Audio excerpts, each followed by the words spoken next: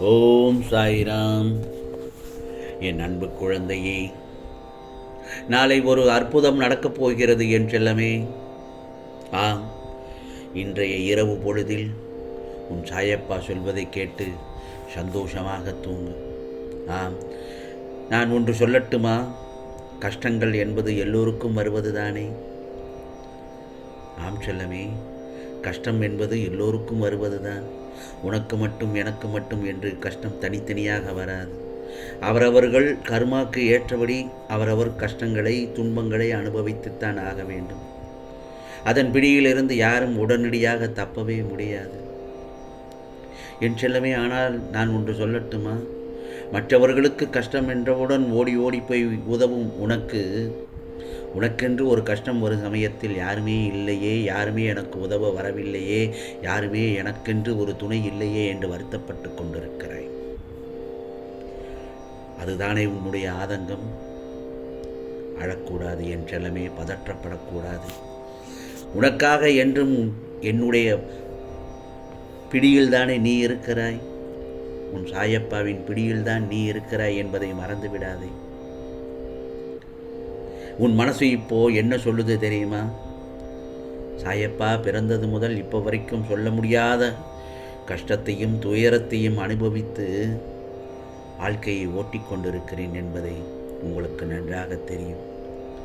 இதிலிருந்து என்னை மீட்டு கொண்டு வருவதற்கு யாருமே இல்லை என்று தான் புலம்பிக் கொண்டிருக்கிறேன் என் செல்லமே.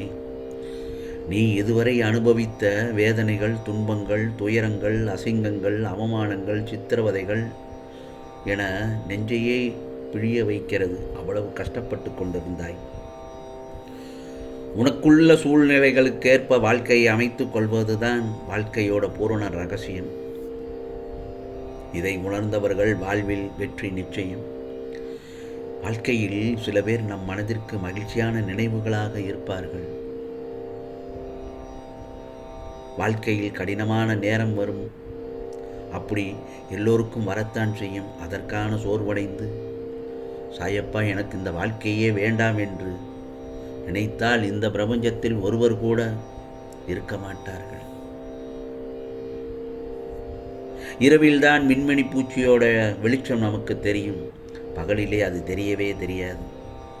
அதே வெளிச்சம் என்ற சந்தோஷமான நேரம் வாழ்க்கை அழகாக இனிமையாக இருக்கும். ஆனால் நீ வாழ்க்கையினோடி பின் படிப்பை வெளிச்சத்தில் பார்க்க முடியாது, உணரக்கூட முடியாது.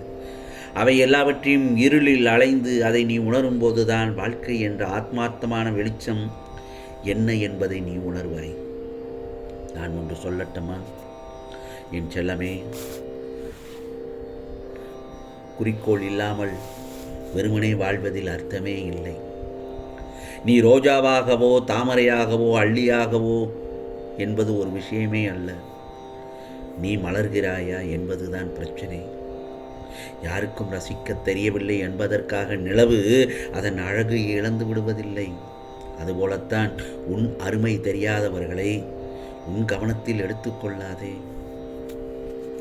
எந்த ஒரு சமயத்திலும் எனக்கு சாயப்பா நல்லதை செய்வார், நல்லதை நடத்தி காட்டுவார் என்ற எண்ணத்தோடு நீ உனக்கான மேற்கொள்ளப்படும் எந்த முயற்சியும் உனக்கு வீணாக போகாது. நீ உண்மையோடும் ஆன்மீக உணர்வோடும் கண்ணீரோடும் செய்கின்ற பிரார்த்தனைகளையே உன் சாயப்பா கேட்டுக்கொண்டுதான் இருக்கிறேன். நான் உனக்கு சொல்வதெல்லாம் கேட்காமல் புரியாமல் நடந்து கொள்வதால் தான் சில நேரங்களில் உனக்கான எந்த பலனையும் உன்னால் இலகுவாக அடைய முடிவதில்லை. இவையெல்லாம் நான் சொல்லும் பொழுது உனக்கு உன் மனதில் ஒன்று தோன்றும். கெட்டவர்களும் கெட்டது செய்பவர்களும் இந்த பிரபஞ்சத்தில் நன்றாக வாழும் சமயத்தில் நல்லவர்கள் நான் மட்டும் ஏன் கஷ்டப்பட வேண்டும் என்று என்னிடத்தில் அழுது புலம்புகிறாய். உன்னை போல எல்லோரும் இப்படித்தான் யோசிக்கிறார்கள், கேட்கிறார்கள். என் செல்லமே, நல்லவர்கள் புலம்புவது தொடர்கதையான ஒன்றுதான். ஒன்றுக்குமே உதவ மாட்டாய் என்று உலகம் உன்னை உதைத்தாலும் ஓடுவதை நிறுத்தாதே. வெற்றிக்காக ஓடுவதை நிறுத்தாதே.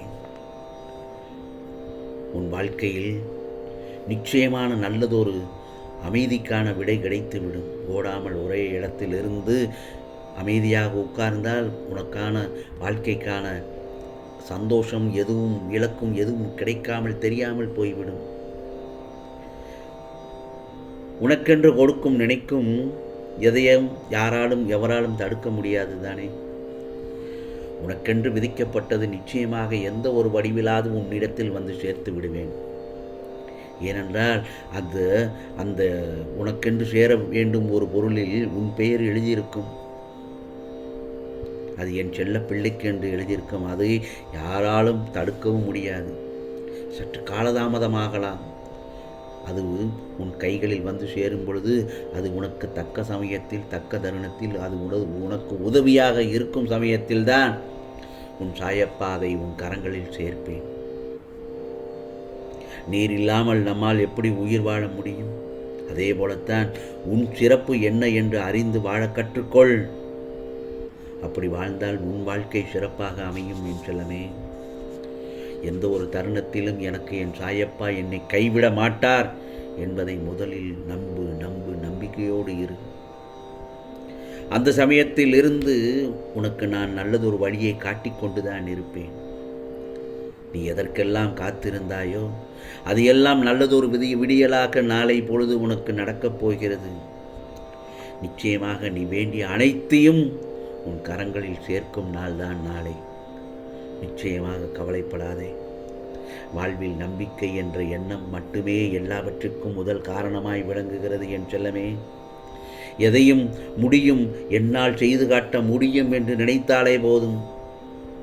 உனக்கென்ற காரியம் நிச்சயமாக வெற்றியாகத்தான் முடியும். கவலைப்படாதே. உன் சாயப்பா உனக்கு தரும் பரிசு. ஆம் செல்லமே, நீ ஒரு பாக்கியசாலி. என் செல்லப்பிள்ளை நல்லதொரு விலை மதிக்க முடியாத பொருளாக நீ நல்லதொரு விலைக்கு நீ நல்லதொரு பொருளையாக நீ வாங்கப் போகிறாய் நாளை. சந்தோஷம்தானே?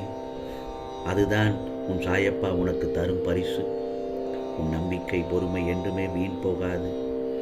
நான் உன்னை பட்டை தீட்ட மிகப்பெரிய வெற்றியை அடையப் போகிறாய். நல்லதொரு தருணமாகத்தான் நாளைய பொழுது உனக்கு விடியப் போகிறது. ஆகவே உன் சாயப்பா சொல்வதை கவனமாக கேள். நல்லதொரு விதமாக அற்புதங்கள் நடக்க இருக்கிறது. நான் சொல்வதை கேட்டு நிம்மதியாக கண்ணுறங்க செல்லமே. உனக்கானது எல்லாம் நிச்சயமாக நல்லதே நடக்கும், நல்லதே நடக்கும். ஓம் சாய்ராம், ஓம் சாய்ராம். ராம்ஜி அருள் கிடைக்கட்டும். ஓம் ஸ்ரீ சாயிநாதாய நமக.